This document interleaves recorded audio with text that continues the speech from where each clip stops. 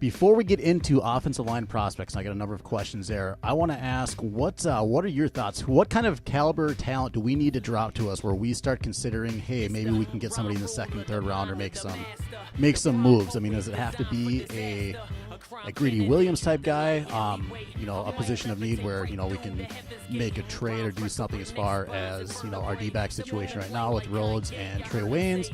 Does it have to be like an Ed Oliver kind of guy or a Devin White? What are your thoughts there?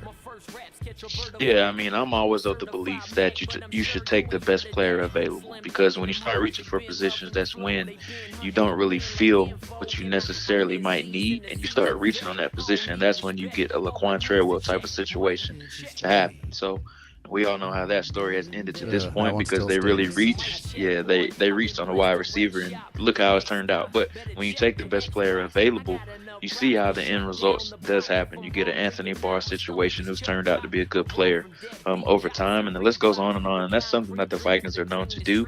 They're not going to force a pick, and they've learned from their 2016 draft with the Laquan Treadwell selection. Even last year, you saw them take the best player available with Mike Hughes.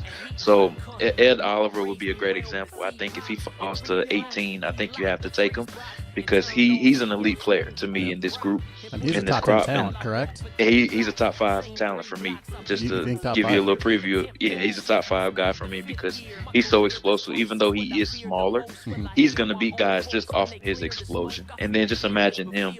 Linval Joseph is going to get double teamed every single play just because of how big he is. So now that leaves Ed Oliver at that 3 technique, the tackle spot, one-on-one.